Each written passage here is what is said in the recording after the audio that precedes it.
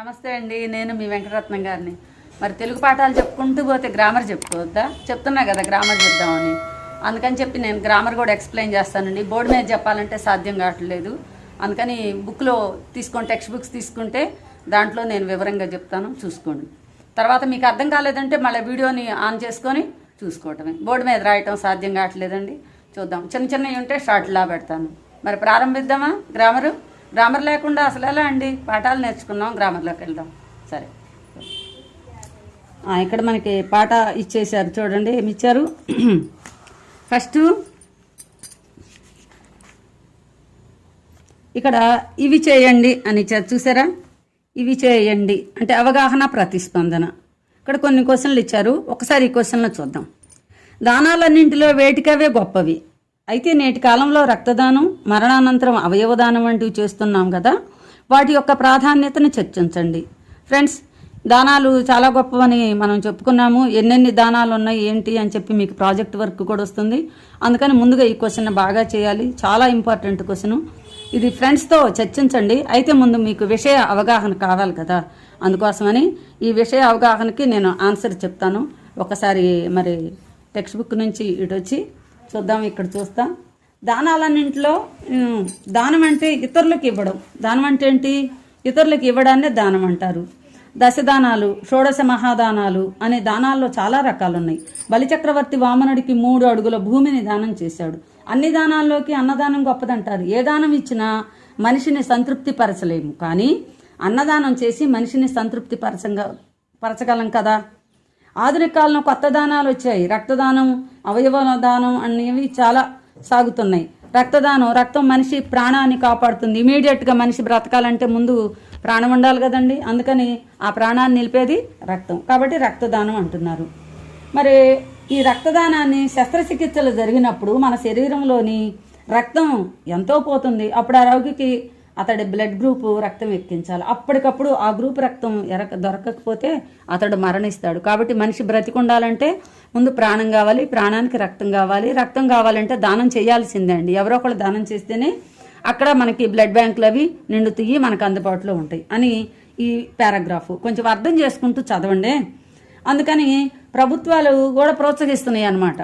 నేడు రక్తదానాన్ని ప్రోత్సహిస్తున్నాయి. శరీరంలో అధికంగా రక్తం ఉన్నవారు రోగుల అవసరాలకు తమ రక్తాన్ని దానం చేస్తున్నారు. రక్తదానం చేసిన రక్తాన్ని గ్రూపుల వారీగా బ్లడ్ బ్యాంకుల్లో దాచి అవసరమైనప్పుడు రోగులకు అందిస్తున్నారు. ఏ గ్రూపులు ఉన్నాయో ఒకసారి మనం షార్ట్లో పెడతాను, నేను చూసుకోండి. ఏ గ్రూపులకి ఏ సూట్ అవుతాయి అని కూడా. కాబట్టి యువకులు సంవత్సరంలో కనీసం 2 పర్యాయాలు తప్పక రక్తాన్ని దానం చేయాలి. ఇది మంచి అలవాటు. మన రక్తం ఎన్నో ప్రాణాలను కాపాడుతుంది. చిరంజీవి బ్లడ్ గ్రూప్ అని చెప్పి బ్లడ్ బ్యాంక్ అని పెట్టాడు, చూశారు కదా. చాలా మంచి పని చేస్తున్నారండి చిరంజీవి గారు. ఇలాంటి మరి మంచి పనులు మనం కూడా చేయొద్దా? చూద్దాం. ఇంకా ఉంది కొంచెం దానాన్ని గురించి చూద్దామా. ఇట్లా దానం చేస్తున్నారు. ప్రమాదాలలో బ్రెయిన్ డెడ్ అయిన వారి అవయవాలను సేకరించి వాటికి అవసరమై ఉన్న వారికి అతుకుతున్నారు. మనిషికి మూత్రపిండం ఉంటే, ఒక మూత్రపిండం ఉంటే చాలు. కాబట్టి ప్రతి వ్యక్తి ఒక మూత్రపిండాన్ని అవసరం ఉన్న వారికి దానం చేస్తే అది అవసరమైన వారి ప్రాణాలు కాపాడుతుంది.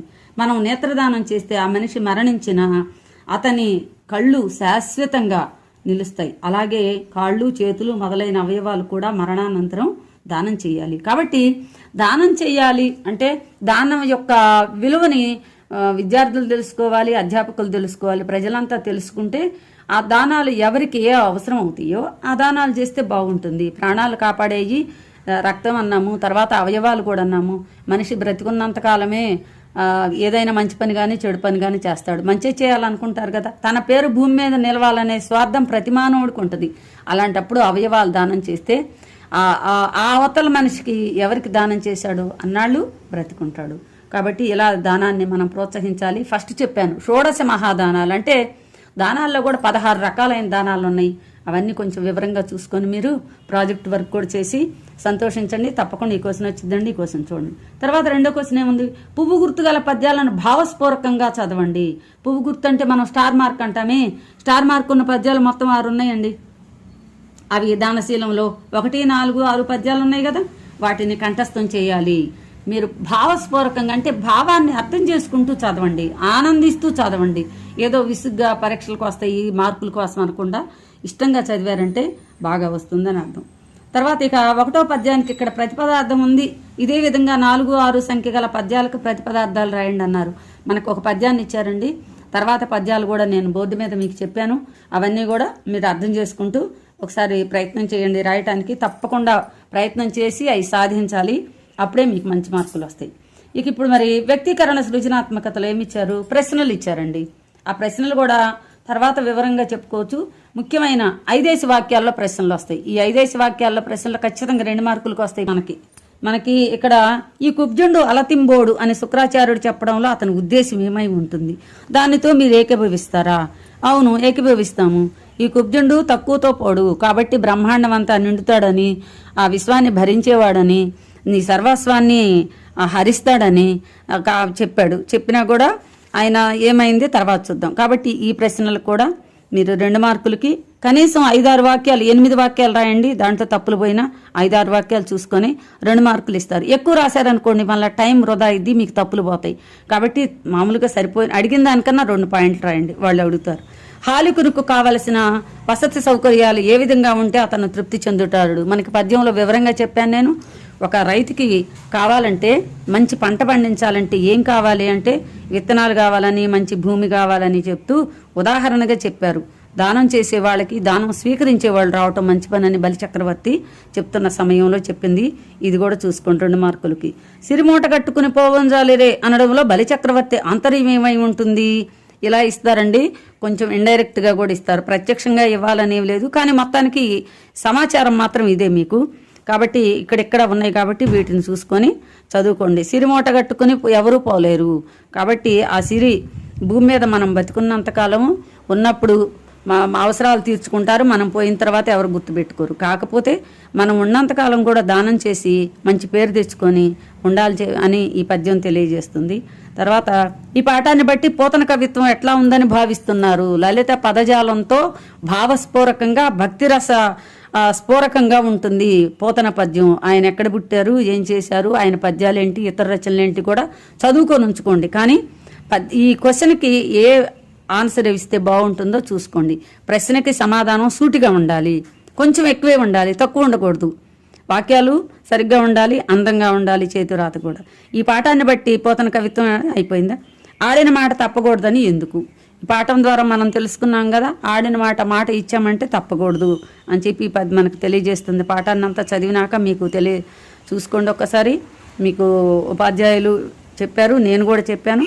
ఇదంతా ఒకసారి బాగా చదువుకోండి. తర్వాత మనకి అవగాహన, వ్యక్తీకరణ సృజనాత్మకత అయిపోయింది కదా. ఇప్పుడు ఇంకేం చూద్దాం? క్రింది ప్రశ్నలకు 10 వాక్యాల్లో జవాబులు రాయండి. కూడా ఒక్కసారి నేటి సమాజానికి దాతృత్వం గల వ్యక్తుల ఆవశ్యకతను తెలపండి. ఇది పెద్ద క్వశ్చన్ వచ్చిద్దండి. లేదా ఇక్కడ ఇంటర్నల్ చాయిస్ అంటారు, 2 ఇచ్చి 1 రాయమంటారు. 6 మార్కులకు వస్తాయి. ఈ 6 మార్కులు కూడా కనీసం 12 నుంచి 16 వాక్యాలు రాయటానికి ప్రయత్నం చేయండి. క్రింది అంశాన్ని గురించి సృజనాత్మకంగా ప్రశంసిస్తూ రాయండి. సృజనాత్మకత మీ కళాత్మకమైన వైఖరిని ప్రదర్శించాలి. ఇక్కడ మీరు ఉన్న మాటల్ని తీసుకొని దాన్ని కొంచెం మీ వైఖరిలో రాస్తే చాలా బాగుంటుంది. ఆడిన మాట తప్పకపోవటం, దానగుణం కలిగి ఉండటం మొదలైన విశిష్ట లక్షణాలు ఆవశ్యకతను తెలుపుతూ నినాదాలు, సూక్తులు రాయండి. సూక్తులు చాలా ఇచ్చారండి. మీరు ఒక్కసారి పాఠం చదువుకుంటే దాంట్లో సూక్తులు ఉంటాయి. నినాదాలు ప్రభుత్వం కూడా చాలా ప్రచురిస్తుంది, అవన్నీ చూడండి. ఇప్పుడు పదజాలానికి వెళ్దామా? ముఖ్యమైన భాషాంశాలకు వెళ్ళాం. ఇప్పుడు భాషాంశాలు దగ్గరే విద్యార్థులు కొంచెం ఇబ్బంది పడుతూ ఉంటారు. కాబట్టి ఇక్కడ మనకి ఏమని ఇచ్చారు? భాషాంశాల్లో ముఖ్యమైనది పదజాలం ఇచ్చారు. క్రింది పదాలను ఉపయోగించి సొంత వాక్యాలు రాయండి. పలికి లేదనుట అంటే ఏంటి? మనము ఇస్తామని చెప్పి ఇవ్వకపోవటం. ఒక్క నిమిషం. పలికి లేదనుట అంటే ఆడి తప్పుట పలికి లేదనుట అంటారు కదా. దానికి మా వంశ చరిత్రలో పలికి లేదనడం ఎప్పుడూ లేదు. ఒక్కొక్క వాక్యం నేర్చుకోండి ఫ్రెండ్స్, సరిపోతుంది, మరి కన్ఫ్యూజ్ అవుతారు. కురసగుట, దర్జీ కుట్టిన చొక్కా మా పిల్లాడికి కొద్దిగా కురస అయింది అంటే కురస అవటం అంటే ఏంది? తగ్గిపోవటం, తక్కువ అవటం అని అర్థం. తర్వాత చేతులొగ్గి ఎవరి దగ్గర చేతులొగ్గి యాచించడం మంచిది కాదు. చేతులొగ్గి అంటే చేతులు ఇలా వంచి దోశలు చాపి అడగటాన్ని చేతులొగ్గు అంటారు. ఇక క్రింది పదాలకు వ్యుత్పత్తి అర్థాలు రాయండి. వ్యుత్పత్తి అర్థము అంటే ఏంటి, అసలు ఈ పదాలు ఎలా పుట్టినాయి, పదాల పుట్టుక ఎక్కడి నుంచి జరిగింది అనే దానికి వ్యుత్పత్తి అర్థాలు అంటారు.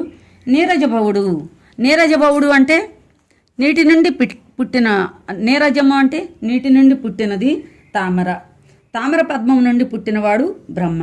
ఇక్కడ బ్రహ్మ అనేది ఖచ్చితంగా బ్రాకెట్లో మీరు రాయాల్సింది. దీనికి అర్థం ఇది నీటి నుండి పుట్టిన తామర పద్మము నుండి పుట్టినవాడు. ఇది బాగానే ఉంది అర్థం. దానికి మూలం కూడా చెప్పాలి, బ్రహ్మదేవుడు. ఎవరు దీనికి అర్థాన్ని వచ్చేది అలా. త్రివిక్రముడు, త్రివిక్రముడు అంటే 3 లోకాలను 3 అడుగులచే కప్పి ఉంచినవాడు. 3 అడుగులతో 3 లోకాలను కప్పి ఉంచగలిగిన వాడు ఎవరు, విష్ణుమూర్తి. ఇచ్చిన పదానికి సరిపోయే అర్థాన్ని ఇచ్చే మరిన్ని పదాలు రాయండి. ఇక్కడ గీతలు గీశారండి, వీటికి సరిపోయే అర్థాన్ని ఇవ్వమన్నారు. ఇక్కడ గీతలు ఎక్కడ గీశారు, క్రింది వాక్యాల్లో జలము అన్నారు చూడండి. జలములతో నిండిన ఉదాహరణ ఇచ్చారు. ఇక్కడ జలములతో నిండిన చెరువులు మిక్కిలి హాయిని ఆనందాన్ని కలిగిస్తాయి. అలాగే ఇక్కడ ఇంకేమిచ్చారు, జీవోత్సవం కావటం కన్నా యశక్కాయుడు కావడం ఏమో. ఇక్కడ అండర్లైన్ చేసిన పదం ఏంది, యశః. ఇది ఏమంటారు, విసర్గ ఉందో చూసారా, యశ అని చదవకూడదు, యశః అనాలి. యశక్కాయుడు, యశము అనగా కీర్తి, కీర్తి, శ్లోకము, పేరు, ప్రతిష్ట ఇవన్నీ వస్తాయండి. ఇది క్రింది వాటిలో ప్రకృతి పదాలకు వికృతి, వికృతి పదాలకు ప్రకృతులు రాయండి. 2 ఇవ్వచ్చు, ప్రకృతి ఇవ్వచ్చు, వికృతి ఇవ్వచ్చు. సిరి, సిరి అంటే ప్రకృతి, వికృతి సిరి అంటే వికృతి. దీనికి ప్రకృతి ఏంటి, శ్రీ. విద్య, విద్య అంటే ప్రకృతి వికృతి, ప్రకృతి, విద్యే వికృతి. విష్ణువు, వెన్నుడు వికృతి. కీర్తి, వికృతి ఇచ్చారు, దానికి కీర్తి. ధర్మము, ధర్మము అనేది ఇక్కడ ప్రకృతి, దీనికి దమ్మము వికృతి. బ్రహ్మ ప్రకృతి, బొమ్మ ఇది వికృతి. ప్రకృతి వికృతులు అయిపోయింది. క్రింది పదాలకు నానార్థాలు రాయండి. నానార్థాలు అంటే ఏంటి, 2 వ్యతిరేకమైన అర్థాలు ఉండే పదాలని నానార్థాలు అంటారు. ఒకే రకమైనవి కాదు, 2 వేరువేరుగా ఉండాలి అర్థాలు. ఇక్కడ కులము అన్నారు, పదాలకు నానార్థాలు. కులము, కులము అంటే ఏంటి, వంశము, దేశము 2 వస్తాయి. కులము అంటే ఒకటే కాదు, 2 వేరువేరు అర్థాలు. ఉదాహరణకి మీరు ఇంగ్లీష్లో కూడా సి అంటారే, సి అంటే ఎస్ఈఈ, సి అంటే చూడటము, ఎస్ఈఏ, సి అంటే సముద్రము. ఇట్లా 2 వేరువేరు అర్థాలు ఉన్నాయి కదా. పలకటం ఒకే రకంగా ఉంటుంది, కానీ ఈ పలికే విధానం వేరు, రాసేది వేరు. కాబట్టి ఇక్కడ అర్థాలని వేరువేరు అర్థాలు ఇస్తాయి. కులము అంటే వంశము, దేశము. క్షేత్రము, క్షేత్రం అంటే భూమి అని ఒక అర్థము, భార్య అనే అర్థము, శరీరం అని కూడా అర్థం, కొంచెం ఎక్కువ కూడా ఇస్తున్నాము. ఇంకా తోడు అంటే ఏంటి, తోడు అంటే ఒక్క నిమిషం. తోడు అంటే మనతో కలిసి ఉండటం, స్నేహంగా కలిసి ఉండటాన్ని తోడు అంటారు. వాడు తోడుగా వెళ్ళండి అంటారు. తోడు అంటే బావిలో నుంచి తోడటం కూడా, పైకి లేపటం అని కూడా, అట్లా 2 రకాల. హరి, విష్ణువు, ఇంకొక అర్థం ఏంటి, ఇంద్రుడు. చాలా ఉన్నాయి, విష్ణువు ఉంది, కోతి ఉంది, ఇంద్రుడు ఉన్నాయి. పని కనీసం 3 రాస్తే ఏమన్నా తప్పులైనా కూడా 2 ఖచ్చితంగా రాయాలి. 2 ఖచ్చితంగా రాస్తేనే 2 మార్కులు వస్తాయి. కాబట్టి అక్కడ 3 కూడా ఇవ్వచ్చు. కాబట్టి హరి, విష్ణువు, కోతి, ఇంద్రుడు. ఇక్కడ అదేవిధంగా చిత్తము ఇచ్చారు. చిత్తం అంటే ఏంటి, చిత్తం అంటే మనస్సు. తర్వాత ఏంటి, చిత్తము అని ఇచ్చారు ఇక్కడ. చిత్తము అంటే మనస్సు, ప్రజ్ఞ అని కూడా అర్థం. చిత్తం అంటే మీ ఆజ్ఞ లేదా ప్రజ్ఞ, అది కూడా అర్థం వస్తుంది. సరేనండి, ఇక్కడ ఎంతవరకు ఏమైపోయినాయి, క్రింది పదాలకి నానార్థాలు అయిపోయాయి. ఇక ఇంకేం మిగిలినాయి, ఇప్పుడు వ్యాకరణ అంశాలు. అసలు ఇక ముఖ్యమైన ఘట్టానికి వచ్చాం. క్రింది వాక్యాల్లో సంధి పదాలను గుర్తించి వాటిని విడదీసి సంధి పేరు రాయండి. చూడగానే ఇక్కడ రమణి నాట్యాన్ని అత్యద్భుతంగా ప్రదర్శించింది. ఇక్కడ ఏదో ఇచ్చారు కదా మనకి, అత్యద్భుతము. అత్యద్భుతం అంటే అతి ప్లస్ అద్భుతం, అత్యద్భుతం, యణాదేశ సంధి. ఈ సంధి గుర్తుపెట్టుకుంటూ ఎలా వచ్చిందనేది నేను బోర్డు మీద ఇంకోసారి చెప్తాను మీకు. అతి ప్లస్ ఇలా విడదీయాల, 2 అర్థవంతమైన పదాలుగా విడదీయాల. అతి ప్లస్ అద్భుతం, అత్యద్భుతం, యణాదేశ సంధి అయిపోయిందండి. ఇక గర్వోన్నతి వల్ల ఆత్మీయులు దూరం అవుతారు, అవును కదా. గర్వోన్నతి ఇక్కడ అండర్లైన్ ఇవ్వలేదు, కానీ మనం చూసుకోవాలి. గర్వ ప్లస్ ఉన్నతి, గర్వోన్నతి గుణసంధి. తర్వాత అభ్యాగతులకు దానం చేయడం మంచిది. అభ్యాగతులు, ఇక్కడ ఇచ్చారు అభి ప్లస్ ఆగతులు, అభ్యాగతులు. ఇది యణాదేశ సంధి. అభ్యాగతులు అని ఇచ్చారు, ఎందా చెప్పాం. అభ్యాగతులకు దానం చేయడం మంచిది. అభ్యాగతులు అభి ప్లస్ ఆగతులు యణాదేశ సంధి. గుర్తుపెట్టుకొని ఇవి ఎలా వచ్చినాయి బోర్డు మీద నేను తర్వాత ఎక్స్ప్లెయిన్ చేస్తానే. మీరు కావాలంటే ఇక్కడ ఉదాహరణలు ఇంకా రాసుకోండి. అభ్యాగతులు, తర్వాత అణ్వస్త్రము అలా కూడా రాసుకోవచ్చు. తర్వాత రంతిదేవుడు వదాన్యోత్తముడు, వదాన్యోత్తముడు, వదాన్య ప్లస్ ఉత్తముడు, వదాన్యోత్తముడు గుణసంధి. అణ్వాయుధాలు మానవులకు హాని కలిగిస్తాయి. ఇప్పుడు చెప్పాను కదా ఉదాహరణగా. అణు ప్లస్ ఆయుధాలు, అణ్వాయుధాలు యణాదేశ సంధి రాసుకోండి. ఇక సమాస పదాలు చూద్దామా. సమాస పదాలకు విగ్రహ వాక్యాలు రాసి సమాసాలు గుర్తించండి. జీవధనములు. ఇప్పటిదాకా సందులు చూసాము. సమాస పదము, విగ్రహ వాక్యము, సమాసం పేరు ఇట్లా అడుగుతారు అనమాట. మొత్తం కలిపే ఉంటాయి మార్కులు.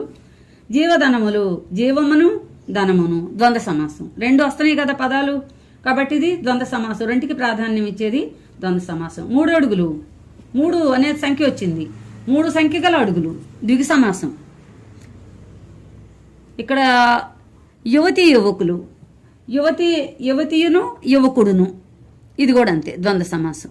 దశ దిక్కులు, దశ అనేది ఏమొచ్చింది, సంఖ్య వచ్చింది కదా. దశ సంఖ్య గల దిక్కులు, సంఖ్య వచ్చింది కాబట్టి ఏమనాలి దీన్ని, ద్విగు సమాసము. భూత ప్రేతములు, భూతమును ప్రేతమును, ఇది కూడా 2 పదాలకి ప్రాధాన్యం ఉంది కాబట్టి ద్వంద్వ సమాసం. మీకు వివరంగా చెప్తా. ఇక్కడ 2 పదాలు ఏంటి, వాటికి ప్రాధాన్యం ఏంటి తర్వాత చూద్దామే. ఇక క్రింది పద్యపాదాలను గణ విభజన చేసి ఏ పద్యాలకు సంబంధించినవో నిర్ణయించండి, లక్షణాలను రాయండి. తెలంగాణమున గడ్డిపోచయును సంధించను కృపాణము. ఇక్కడ ఇచ్చారు కదండి మనకి. తెలంగాణమున గడ్డిపోచయును సంధించను కృపాణము రా, ఇంతవరకు ఇచ్చారు. ఇప్పుడు దీన్ని ఏం చేయాలి, గురులఘువులుగా ముందు విడగొట్టుకోవాలి. గురులఘువులుగా విడగొట్టుకోవాలి అంటే మీకు గురులఘువుల లక్షణాలు తెలిసి ఉండాలి. మరి ఆ గురులఘువులు లక్షణాలు చదువుకున్నారో లేదో ఒకసారి చూద్దాం. మీ పరిజ్ఞానం కూడా పరిశీలించుకోండి. ఇక్కడ చూడండి, తే లఘువు, లా లఘువు, గా దీర్ఘం ఉంది కదా గురువు, నా నా ఏముంటుంది, ఇది హ్రస్వమే కానీ దీనికి ఇక్కడ మూకి మా వస్తుంది కదా, కాబట్టి ద్విత్వాలకి ముందున్న అక్షరాలకి గురువు అవుతుందనే నిబంధన ప్రకారం నా గురువైంది. మూ, ఈ మూ అనేది కూడా ఏమవుతుంది, ద్విత్వాక్షరం అటు పోయింది కాబట్టి మామూలుగా ఇది లఘువు అవుతుంది, నా లఘువు అవుతుంది. గడ్డి, గాలో ఇది గురువు, గా లఘువే కానీ హ్రస్వమే కానీ ఈ డి అనే ద్విత్వాక్షరం ఉంది కదా, ద్విత్వాక్షరానికి ముందున్న హ్రస్వాలన్నీ కూడా గురువులు అవుతాయి అనే సిద్ధాంతం ప్రకారం ఇక్కడ ఇది గురువైంది గా. డి అనేది మామూలు అయిపోయింది, లఘువు అయింది. పో దీర్ఘం ఉంది కాబట్టి గురువు. చ లఘువు, యు లఘువు, ను లఘువు. సంధించన్, సంధించన్లో సాకి 0 వచ్చింది. సా హ్రస్వమే కానీ దానికి పూర్ణ బిందువు చేరి సం అయింది కాబట్టి ఇది గురువు అవుతుంది. ధించన్, ఇది కూడా అంతే, ఒత్తుంది పైగా దీనికి 0 ఉంది కాబట్టి ఇది ధించన్ గురువు అవుతుంది. ఇక్కడ చెన్లో చే అనేది హ్రస్వమైనా కూడా ఇక్కడ నకారం పల్లో ఏమవుతుంది, చన్ అనేది గురువు అవుతుంది. తర్వాత కృపాణము, క్రు అనేది ఇది హ్రస్వమే కాబట్టి ఇక్కడ పొరపాటు పడకూడదు, హ్రస్వమే కాబట్టి ఇది హ్రస్వానికి లఘువే పెట్టుకోవాలి. ఇవి క్రూ కానీ లేకపోతే ఇంకా ఐకాన్ ఇలాంటివి వచ్చినప్పుడు, క్రూ వచ్చినప్పుడు లఘువే అవుతుంది. తర్వాత కృపాణము, పా దీర్ఘము గురువు. నా నా లఘువే కానీ ముందున్న ద్విత్వానికి ఇటు వచ్చి చేరింది కాబట్టి గురువు అయింది. మూ ఉంది కదా, మూ లఘువు అవుతుంది. తర్వాత రా అనేది ఏమవుతుంది, ఇక్కడ దీర్ఘం అవుతుంది, గురువు. అయితే ఇప్పుడు చూద్దామా, 3 గణ విభజనలు చేసి 3 తెలంగాణమున ఇక్కడ లఘువు లఘువు గురువు, లఘువు లఘువు గురువు వచ్చిందంటే ఏంటని అక్కడ అర్థము, ఒక ముందు గురువు లఘువు లఘువు వస్తే మీకు ఇంతకుముందు నేర్చుకొని ఉంటారు, గురువు లఘువు లఘువు వస్తే భగణం అంటారు. కానీ ఇక్కడ లఘువు లఘువు గురువు వచ్చింది, సగణం అండి. సా తర్వాత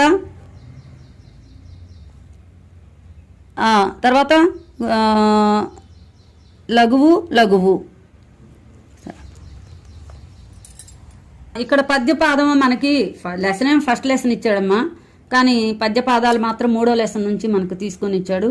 కొంచెం ఏదైనా మనకు వచ్చిన వాళ్ళకి ఇదేమన్నా ఇబ్బంది కాదు. గురు లఘువులు గుర్తించడమే నేర్చుకోవటమే కొంచెం ఫస్ట్లో మీకు కష్టం అనిపిస్తుంది. ఇప్పుడు 10th వచ్చారు కాబట్టి అంత కష్టమేమి ఉండదు. ఇక్కడ ఫస్ట్ చెప్పాను కదా, ఒక లఘువు గురువు ఉందంటే అది సగణం. ఆ సగణం తెలియగానే మిగిలిన రావాలి. స బ ర న మ య వ సబరనమయవ. సబరనమయవ అనగానే నేను నా విద్యార్థులకి ఇంతకుముందు చెప్పా, ఏనుగులు కూడా సబరనమయవ అనగానే మత్తేబం అంటాం. ఈ మత్తేబం అనగానే, మత్తేబం అంటే ఏంటి? ఏనుగులు సభ పెట్టుకున్నాయని చెప్పాను నేను. మరి నా స్టూడెంట్స్ గుర్తుందో లేదో. ఏనుగులు మనుషులు సభ పెట్టుకుంటారు, బాగానే ఉంటాయి. ఏనుగులు కూడా సభ పెట్టుకున్నాయి. కాబట్టి సబరనం వచ్చిందంటే సబరనమయ అనగానే ఏనుగు మత్తేబం అనుకోవాలి. మరి మత్తేబానికి లక్షణాలు ఏంటి? ఇక్కడ మీకు 2 మార్కులకి ఇస్తారు. ముందు గణ విభజన చేయమంటారు, తర్వాత ముందు గురువులఘువులు చేయాలి, తర్వాత గణాలు అంటే మూడేసి గణాలు ఇట్ట విభజన చేయాలి. ఆ తర్వాత అక్షరాలు గుర్తించాలి, సబరనమయవ అని. ఆ గుర్తించిన తర్వాత ఇక్కడ లక్షణాలు అడుగుతారు, కానీ ఇక్కడ యతిస్థానం అడుగుతారు. యతిస్థానం మనకు పద్యాల లక్షణాలు చెప్పేటప్పుడు ఏమని చెబుతాం? సబరనమయవ అక్షరాలు ఎన్ని? ఇది వృత్త పద్యానికి సంబంధించింది. దీంట్లో 4 పద్య పాదాలు ఉంటాయి, ప్రాస నియమం ఉంది. దీనికి అక్షరాలు చూడండి ఫ్రెండ్స్, ఇక్కడ తెలంగాణమున గడ్డిపోచయను సంధించను కృపాణము ఉంది కదా. ఇక్కడ ఇది ఏమనుకున్నాము? సభ అని వచ్చింది కాబట్టి సబరనమయవ. సబరనమయవ దేనికి సంబంధించింది? ఇది మత్తేబానికి. మరి లక్షణాలు తెలుసుకోవాలి. ఇక్కడ మనం యతిస్థానం గుర్తుపెట్టాలి. 14వ అక్షరం యతిస్థానం అయితే మనకు లక్షణాలు తెలిస్తే కదా 14వ అక్షరం యతిస్థానం అని. మరి లక్షణాలు ఒకసారి మీరు తెలుసుకోవాలి కదా. సబరనమయవ గణాలు ఉన్నాయి కాబట్టి ప్రతి పాదంలోనూ సబరనమయవ అని గణాలు ఉంటాయి, క్రమంగా ఉంటాయి. అంటే వరుసన ఉండాలి. అట్లా వరుసన స బ ర న మ య వ అలా వరుసన ఉండాలి. ఇది వృత్త పద్యాల లక్షణాలు. ఇక 2వ లక్షణం ఏంది? 14వ అక్షరం యతిస్థానం ఉంది. మరి ఇక్కడ 14వ అక్షరం యతిస్థానం చూద్దామా? 1 2 3 4 5 6 7 8 9 10 11 12 13 14వ అక్షరం ది ఉందో చూసారా? దించన్. ఇది 14వ అక్షరం యతిస్థానం అవుతుంది. తా అనేది ఉంది, దీనికి యతిస్థానం అదే గణం రావాలి. తా ద కాబట్టి ఆ వర్గానికి అది సరిపోయింది, యతిస్థానం వచ్చింది. తర్వాత లా అనేది ఉందో చూసారా? 2వ అక్షరం ప్రాస నియమం. ప్రతి అక్షరం కూడా అంటే ప్రతి పాదంలోని 2వ అక్షరం అదే అక్షరం రావటాన్ని ప్రాస నియమం అంటారు. ఇక్కడ లా అనేది సంధి. ఈ క్రింది పదాలను గమనించండి. త్రిక సంధి చూద్దాం ఒక నిమిషం. ఇక్కడ ఫ్రెండ్స్ మనకి ఇచ్చిన సంధి చెప్తున్నాను నేను, వాళ్ళు ఇచ్చిన ప్రకారమే ఎక్స్ప్లెయిన్ చేస్తా. విడిగా మళ్ళీ మీకు బోర్డు మీద ఎట్లా వచ్చిందనేది చెప్తానే, మీరు కంగారు పడకుండా ఇదేనండి. ప్రస్తుతానికి త్రిక సంధి ఇచ్చారు. ఈ త్రిక సంధి క్రింది పదాలను గమనించండి. మనకి ఉదాహరణలు కూడా ఇచ్చారు. ఖచ్చితంగా ఉదాహరణలు ఉంటే మనకి బాగా అర్థమవుతుంది. ఇక్కడ ఇచ్చారు చూడండి, ఏమి ఇచ్చారు? అచ్చోటు. అచ్చోటు నేను చేశారు ఆ ప్లస్ చోటు అని. ఇక్కడ ఉన్నదానికి చూడండి, ఆ అనేది హ్రస్వం ఉందా? అటుపోయేసరికి ఏమైంది? ఆ దీర్ఘమైపోయింది. ప్లస్ తర్వాత మరి చోటులో ఇక్కడ ఉన్న ద్విత్వాక్షరాలు ఇక్కడ ఎగిరిపోయినాయి. ఎందుకైనాయి అంటారు? ఇవన్నీ కూడా సంధి సూత్రాలు 3 ఉన్నాయండి. ఆ సంధి సూత్రాల ప్రకారం అవి అట్లా జరిగింది. అది బోర్డు మీద చెప్తాను నేను. అచ్చోటు త్రిక సంధి. దాన్ని విడదీసేటప్పుడు ఎప్పుడైతే హ్రస్వం ఉందో దాన్ని దీర్ఘంగా విడదీయాలి. ఆ ప్లస్ చోటు, అచ్చోటు. అలాగే ఇంకా ఉదాహరణలు ఇచ్చారు. ఇవ్విధము, ఈ ప్లస్ విధము, ఇవ్విధము. ఎక్కాలము, ఏ ప్లస్ కాలము. ఇక్కడ చూసారా? హ్రస్వం ఉంది, ఇక్కడికి వచ్చేసరికి దీర్ఘమైంది, ద్విత్వాక్షరాలు వెళ్ళిపోయినాయి. ఇలా త్రిక సంధిని ఎగ్జాంపుల్స్తో చెప్పుకున్నాం. ఇక పై పదాలలో పూర్వ పదాల్లో ఇప్పుడు ఇచ్చారు ఊరిక ఆ ఈ ఏలు ఉన్నాయి. అంటే ఇక్కడ ఉన్నాయి కదా మనకి, మీకు ఇచ్చిన దాంట్లోనే నేను చెప్తున్నానే అర్థమవుతాయని. వీటిని ఏమంటారు? ఆ ఈ ఏలు. వీటిని ఏమంటారు? ఆ పిల్లాడు, ఈ అమ్మాయి, ఎక్కడ, ఏ ఎవరు, ఇట్లా దీర్ఘాలు తీస్తాం. వీటిని ఏమంటారంటే సర్వనామాలు. అంటే పేర్లకు బదులుగా వాడే వాటిని ఆ పిల్లాడు, ఆ అమ్మాయి, ఈ చోటు ఇలా అంటాం కదా మనం. వీటిని సర్వనామాలు అంటారు. ఈ సర్వనామాలు ఫస్ట్ వస్తే గనక త్రిక సంధి అని మనం తేలిగ్గా గుర్తుపెట్టుకోవాలి. ఎలా పెట్టుకోవాలో టిప్స్ నేను తర్వాత చెప్తాను మీకు. తర్వాత ఇవి సర్వనామాలు, అందుకోసమే ఇవి హ్రస్వాలల్లా దీర్ఘాలు అయిపోయినాయి. రెండోది త్రికము మీది అసంయుక్త హల్లు ద్విత్వంగా మారుతుంది.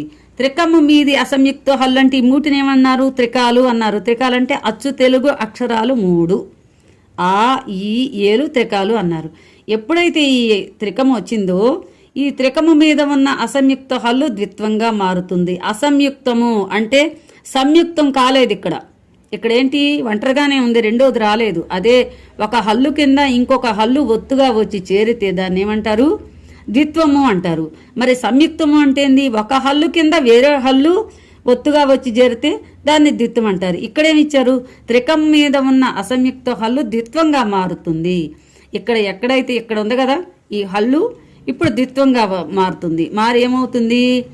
ఆ ప్లస్ చోటు అవుతుంది. చావత్తు వచ్చి చోటు అవుతుంది. మరి ఇప్పుడు ఇది ఎలా వస్తుంది ఇట్లా అంటే, ఇప్పుడు మూడో సూత్రం ప్రకారం చూద్దాం. ఆ ప్లస్ చోటు ఇక్కడ ఏమైంది? ఆ ప్లస్ చోటు ఆ ప్లస్ చోటు అయింది. ఇప్పుడు దీన్ని కలుపుకుంటే ఇక్కడ మరి ఇది మామూలుగా రావాలి కదా.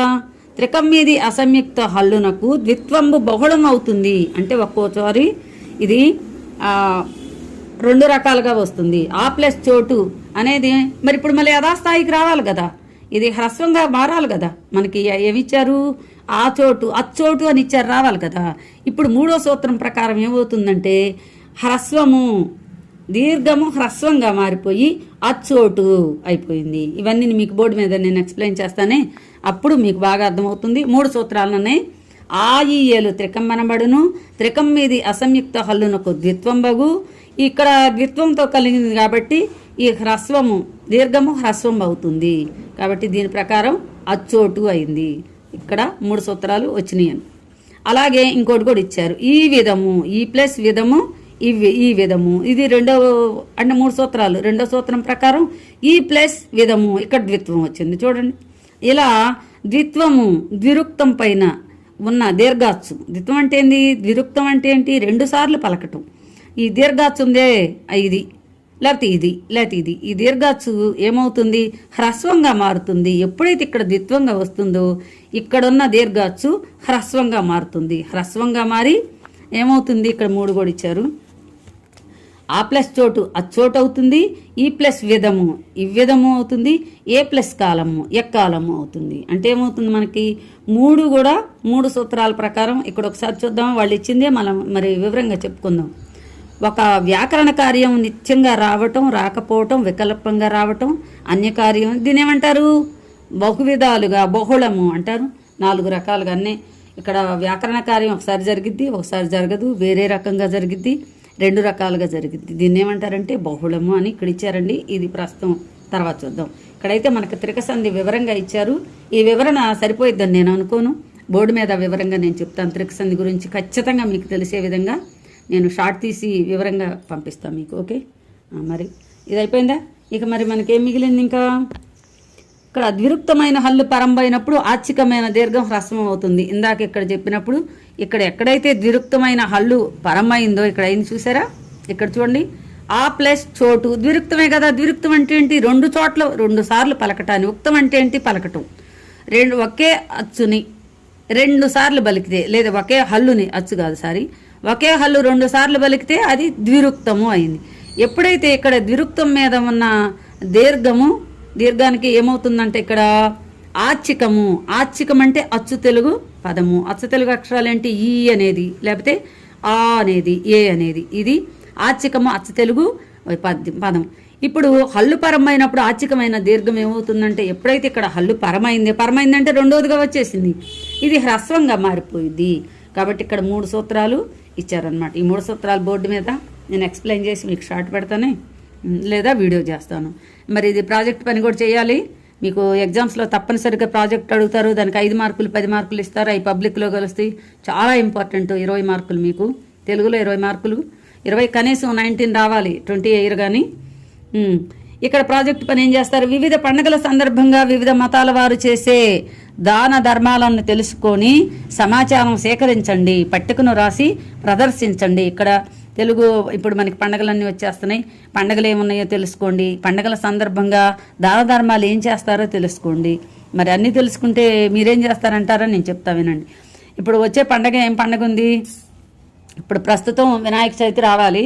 వినాయక చవితికి అయితే ముఖ్యంగా ప్రసాదాలు చేసి దానం చేస్తూ ఉంటారండి. వచ్చిన వాళ్ళకి, పేదవాళ్ళు ఉంటారు కదా, వాళ్ళకి, ధనవంతులకి, అందరికి కూడా, ఉన్నవాళ్ళు లేని వాళ్ళకి పెట్టడమే ఉచితం అన్నమాట. లేనివాడు దానం చేయాలంటే మరి కష్టం కదా, ఉన్నవాళ్ళు చేయాలి ఏది చేసినా కూడా. కాబట్టి వినాయక చవితి వస్తుంది. వినాయక చవితి సందర్భంగా వీళ్ళు చందాలు వేసుకొని పులిహోరని వడపప్పని ప్రసాదాలని చేసి 9 రోజులు స్వామివారికి నైవేద్యం సమర్పిస్తారు. అలాగా పండగల సందర్భంగా దసరాకి అలాగే చేస్తారు. ఇంకా చెప్పాలంటే హిందూ పండగలే కాకుండా మరి హిందూ పండగలో సంక్రాంతి పండగ పెద్ద పండగ అంటారు. పుష్యమాసంలో వస్తుంది ఆ పండగ. పుష్యమాసంలో ఏదైనా దానం చేస్తే పుణ్యం అనే ఉద్దేశంతో సంక్రాంతి నెలలో నెల రోజులు హరిదాస్కి దానం చేస్తారంటారు, అన్నీ ఇస్తారు. చివరి రోజులు ఏం చేస్తారు, మనకి ఆ భోగి మంటలు అనేసి పనికిరాని అన్నీ కాల్చేస్తారు, అందరికీ కూడా దానాలు ఇస్తారు. అదేవిధంగా మరి రంజాన్ మాసంలో వాళ్ళు ముస్లింలకి ఆ 40 రోజులు ఉపవాసాల దీక్షలో ఉండి అడిగింది కాదనకుండా ఇస్తూ ఉంటారు. అదేవిధంగా డిసెంబర్ నెలలో మనకి క్రిస్టియన్స్కి ప్రపంచవ్యాప్తంగా జరుపుకుంటారు క్రిస్మస్ వేడుకల్లో భాగంగా వాళ్ళు కూడా అంతే. వాళ్ళు ఉపవాస దీక్షలో ఉండనేయండి, ఉండలేకపోయినండి, దానాలు మాత్రం బాగా చేస్తారు. ఈ దానాలన్నీ ఎందుకు చేస్తారని మీకు ఎప్పుడన్నా డౌట్ వచ్చిందా? రావాలి కదా, దానం చేస్తే మనకేంటి, మనకున్న సంపదలు తరిగిపోతాయి కదా అనుకుంటాం. మనకి ఈ భూమి మీద ఏ సంపదలు ఉన్నా మనం బ్రతుకున్నంతకాలమే అది ఉపయోగపడతాయి.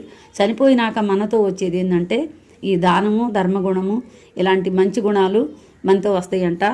అలాగే బలిచక్రవర్తి కూడా పైకి వెళ్ళిన తర్వాత పుణ్యలోకాలను ఆశించి దానం చేశాడంటారు. ఇంకా పుణ్యలోకాలు మిగిలిన వాళ్ళు కూడా బలి, సిబి, దానకర్ణుడు ఇలాంటి వాళ్ళు కూడా పుణ్యలోకాలను ఆశించి దానం చేశారంట. మరి మనకి కూడా ఇహంలోనూ పరంలోనూ సుఖాలు కావాలి అంటే ఇహంలో మనం ఎలాగో అనుభవిస్తున్నాం, పరంలో కూడా కావాలంటే ఖచ్చితంగా దానాలు చేయాలి ఫ్రెండ్స్.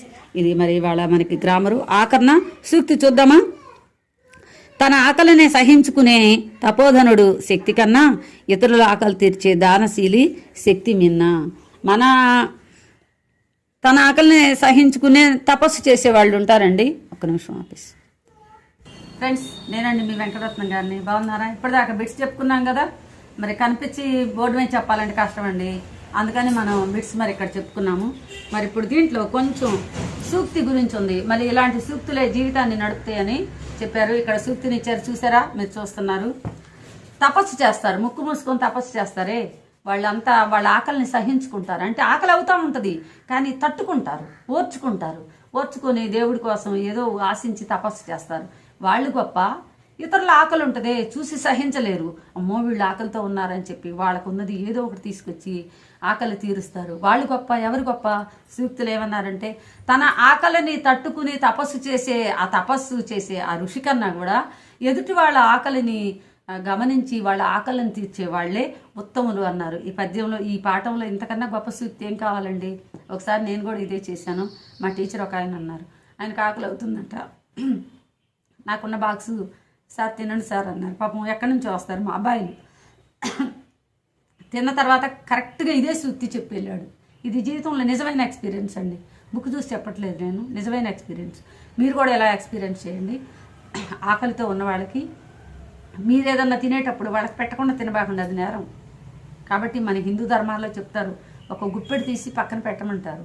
పిల్లికో, ఎలుకో, కాకులకో, గద్దలకో, వాళ్ళందరికీ మానేసి ముందు మనతో జీవం ఉన్న ప్రాణులు ఉంటారు, మన ఎదురుగా ఉంటారు తినేవాళ్ళు, వాళ్ళకి పెట్టండి, వాళ్ళ ఆకలి తెచ్చండి. అదే గొప్ప అని ఈ సూక్తి నమ్మకం, ఈ సూక్తి అర్థం.